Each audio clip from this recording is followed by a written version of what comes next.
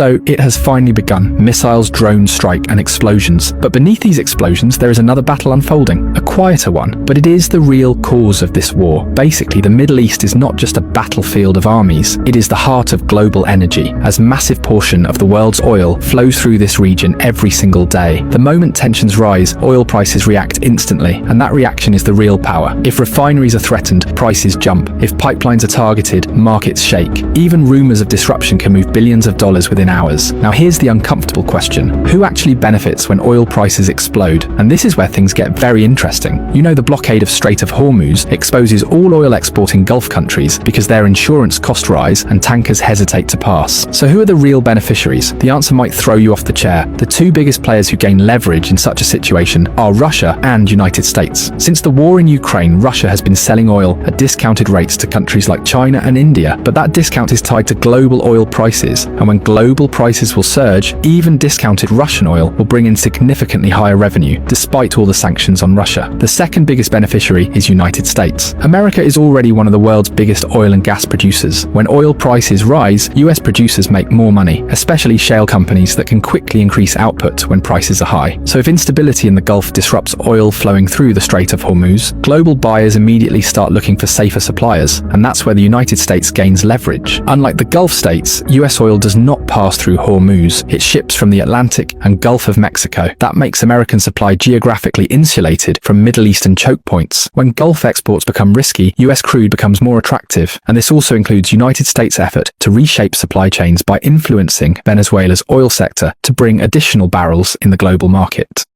America is planning to send ground forces into Iran, and I will explain why this might be a catastrophic mistake. Because Iran is not like Iraq, it is built like a fortress. Let's start with the west and southwestern side. Iran's entire western edge is protected by the Zagros mountain range. This mountain range stretches along the border with Iraq and reaches toward Turkey. The terrain here is rocky, high, and brutal. It is not just mountains, it is endless choke points, narrow passes, and perfect ambush territory. We have already seen what happens here when in 1980, Iraq invaded Iran. Iraq had a clear plan. It wanted to capture the oil-rich province of Khuzestan and then push deeper to crush Iran's revolution. Iraq had tanks, manpower, and support. But for years, the war got stuck. Iraqi forces reached the flatter areas near Khuzestan, but crossing the Zagros and moving toward Iran's core was a nightmare. And as a result, after 8 years, the war ended without a result. That is what the Zagros does. It slows down armies until they bleed. Now look to the north. Along the Caspian side sits the Alborz Mountains, another natural wall. These mountains make ground invasion from the northern side extremely difficult. So Iran is protected from two directions by mountain barriers. But even if a foreign army somehow crosses the coastline, fights through the mountains and enters Iran's interior, the geography becomes hostile again. Iran has massive desert regions, like the Lut Desert, which is known for extreme heat, as temperatures here can reach up to 70 degrees. This is not a terrain where large armies can move easily. It destroys vehicles, strains supply lines, and exhausts troops. This is why Iran has historically been so hard to conquer. Iran is not one open plain. It is layers of natural defenses, mountains, deserts, and long distances. So if America sends ground forces into Iran, it is not just choosing a war. It is choosing a war where geography itself fights back. And that is exactly how superpowers make catastrophic mistakes.